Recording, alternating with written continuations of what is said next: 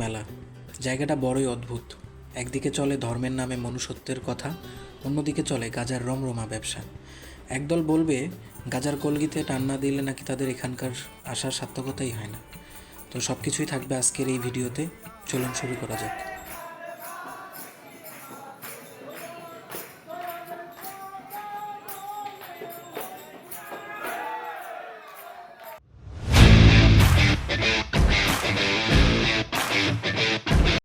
আসসালামু আলাইকুম, সবাই কেমন আছেন? আমি আলহামদুলিল্লাহ ভালো আছি। আমি রিফাত, আমি আছি আজকে আপনাদের সাথে। পুরো লালন আখড়াটা ঘুরে দেখাবো।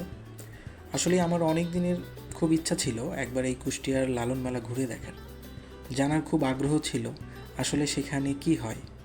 তবে গিয়ে যা দেখলাম আমি রীতিমতো অবাক। এখানে একদিকে যেমন লালনের গানের চর্চা হচ্ছে, আর অন্যদিকে চলছে গাজার রমরমা ব্যবসা। এখানে আসলে আপনি দেখবেন অনেক শ্রেণী পেশার মানুষ যারা এই লালন আখড়ায় আসছেন লালনকে দেখতে, লালনের গানের চর্চা করতে। কেউ বা এসছেন গাঁজা খাওয়ার জন্য। আসলে প্রত্যেকটা জায়গার একটা ভালো এবং একটা খারাপ দিক থাকবেই। আমরা সবাই ভালো বিষয়টাকেই গ্রহণ করব। আপনি এখানে আসলে একটা জিনিস দেখবেন, এখানে জায়গায় জায়গায় দলবল নিয়ে লালন সঙ্গীত গাওয়া হচ্ছে। অনেক সুন্দর গান চর্চা হয় এখানে।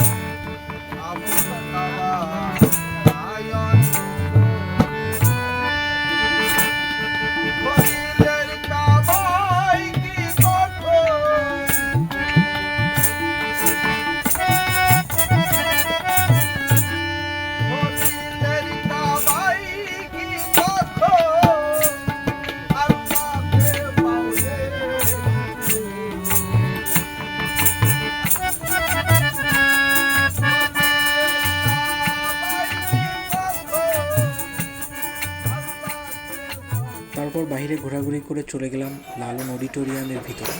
সেখানে অনেক সুন্দর সুন্দর লালন সঙ্গীত গাওয়া হচ্ছে।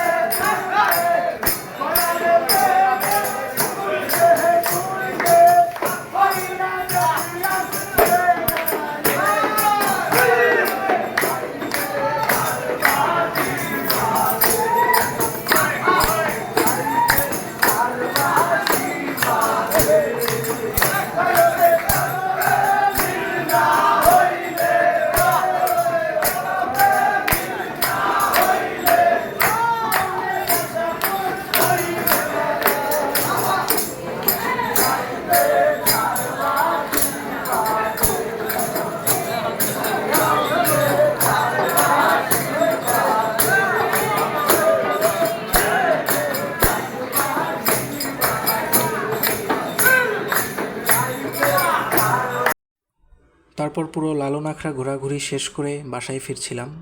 প্রায় সন্ধে হয়ে গিয়েছে আমাদের। আর এত মানুষের ভিড় ছিল যে আমাদের বের হতে অনেক কষ্ট হয়েছে।